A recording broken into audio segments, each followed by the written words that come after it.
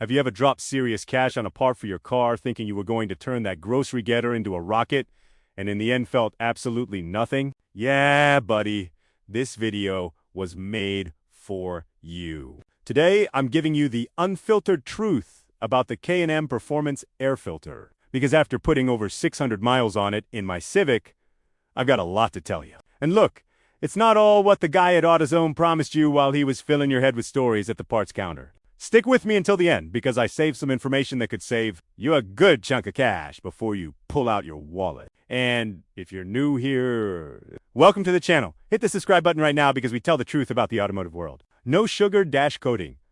Before we dive in, drop a comment and tell me, have you ever run a performance air filter on your car? Did it work or did you regret it? That really helps me understand what you guys need from this channel. Let's start from the beginning, right? The K&N filter is a high-flow performance filter made from oiled cotton gauze. Unlike the paper filter that comes stock from the factory, it allows a freer airflow into the engine. And here's where it gets interesting, because the stock Honda filter, the exact one that came from the factory, runs about $12 to $15 at a reputable parts store. Sounds cheap, right? But you're swapping it every 15,000 to 30,000 miles, depending on the manufacturer. And those costs add up through the year. Now, the K&N, which runs about $55, $65, you wash it, reuse it, and it lasts for years. In theory, it pays for itself over time. In practice. That's where the story gets good. Let me quickly tell you how the installation went, because that's part of the real experience. The K&N replaces your stock filter in the same airbox housing. No hacks, no weird adapters needed.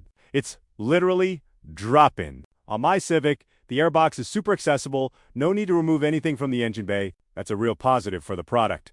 Accessibility and ease of installation. Took maybe 5 minutes, tops. Now comes the part everyone wants to know. Did you feel a difference, man? Look, I'm going to be honest here, like always. What I felt most clearly was that high RPM, up around 5,000 to 6,000 RPM on a road trip. I did from Atlanta up to Nashville on the interstate. Cruising between 70 and 80 miles per hour, the car breathed better. You know that feeling when the engine just isn't straining? That's it! At low RPMs in bumper-to-bumper traffic on I-285, the difference is way more subtle. Almost imperceptible, I'd say. And look, if someone's telling you you'll feel a radical transformation in city traffic with a performance filter, that person is selling you a dream. Let's make that perfectly clear. And here's the first big reveal of the video. Stop what you're doing and pay attention. The fuel economy story with a performance air filter is way more complicated than it seems. And the result will depend completely on your right foot. I was running a regular 87 octane in my Civic before the K&N. My average in the city was around 28 mpg. That's a consistent number, tested over months. After installing the filter and driving over 600 miles in mixed conditions, I hit 3234 mpg in the city. A real gain of nearly 20% in ideal conditions. But when I started getting on it more, taking advantage of the snappier throttle response, the math doesn't look as pretty anymore. The performance filter gives the engine more immediate response, more noticeable, torque at lower RPMs, and you know what happens when you feel that. You want to use it! And using it costs gas. So the real savings depend directly on your right foot. Hit that like button if you've ever fallen into that trap. Buying a performance parts and ending up spending more on gas because you couldn't resist flooring it. Drop a comment with your current MPG. I want to put together a comparison with you guys. Now, I need to tell you a technical detail that almost nobody mentions when talking about performance filters. And it can make all the difference depending on where you live in the US. I'm talking about intake air temperature. There's another popular type of performance filter, the cone filter, the one you see in engine bay. Photos with all the fancy stuff, which replaces the entire airbox and sits exposed inside the engine compartment. Visually, it looks super impressive. But there's a huge problem. That type of filter tends to pull in hotter air from inside the engine bay. And hot air is bad for your engine. Your engine needs cool, dense air to make power. On turbocharged cars, there's literally a component called an intercooler specifically to cool the compressed air before it enters the engine, because the turbo heats up the air as it compresses it. The logic is simple. Cold air, more dense. More oxygen, more combustion, more power. Hot air, less density, less oxygen, less power. The K&N drop-in replacement filter, which stays inside the stock airbox, has the advantage of pulling air from a duct that already comes from outside the engine bay, bringing in cooler air. That's a real technical detail that makes a long-term difference. And speaking of important technical details, let's talk maintenance. Because the K&N isn't magic, and it has a maintenance cost that most people forget to mention. Every 50,000 miles or so, or when you notice the filter is visibly dirty, you need to clean and re-oil it. K&N sells their own cleaning kit, which runs about $12, $15. That kit has a specific filter cleaner and a special oil. Just washing it with soap and water and calling it done doesn't cut it. The filter oil is critical for maintaining filtration efficiency. If you wash it and don't re-oil it correctly, you lose the filter's advantage and can actually let more particles into your engine. That's technical, it's real, and it's important to know before you buy. Now let me ask you a question that will help you decide if the K&N makes sense for you. Do you actually change your stock air filter on schedule? Seriously, think about it. Because if you're the type who keeps pushing back maintenance, who changes the filter when you remember, whose car goes 2 years without opening the hood, maybe the washable filter isn't for you. No judgment, just reality. The stock paper filter might actually be more practical for someone with a more relaxed maintenance style, because you swap it and you're done. The K&N demands attention, periodic cleaning, and proper maintenance. Just putting that out there.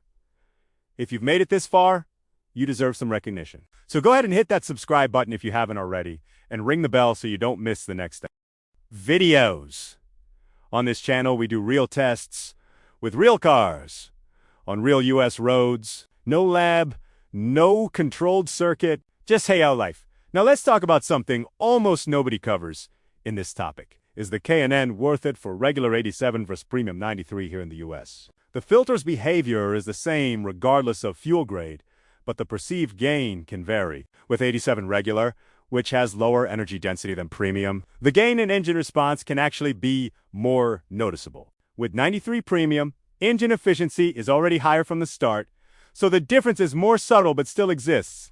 And if your car is flex fuel or can run either, you'll get the benefits either way. There's no difference in the product itself. The difference is in the equation. Your engine runs with the available fuel and air dot. And look, since we're being completely honest here, let me tell you what the K&N does not do. It does not transform an 80 horsepower engine into a 120 horsepower engine. That doesn't exist. Anyone promising a massive horsepower increase from a performance filter is selling you a dream, not a product. The real gain is in throttle response, engine breathing, and efficiency at high RPMs.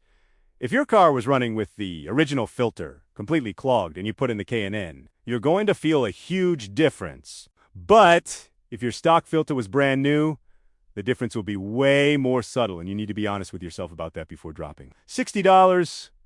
Time for the real cost-benefit breakdown. Let's run the numbers together. Quality OEM air filter for a Civic, about $15. Replacement recommended every 15,000 to 20,000 miles. Considering the average American drives about 15,000 miles a year, you're replacing it once a year, spending $15 a year just on filters. Over 5 years, that's $75 spent on stock filters. The K&N runs about $60 today, plus 2 cleaning kits over 5 years at $13 each. $26. Total over 5 years with K&N, $86. The difference isn't huge. And if you add in the potential gas savings from a more moderate driving style, the balance can tip in favor of the K&N. But it's not the miracle. They sell it as... But hold on, the story isn't over yet. I've got one more piece of valuable info that could completely change your decision. Especially if you don't have a lot of extra cash to invest in the K&N right now. There are alternatives that deliver performance very close to the K&N at a much more accessible price. Brands like Fram and Spectre Performance. Plus, generic high-flow filters you can find at AutoZone, O'Reilly, or your local NAPA. They run about $20, $30.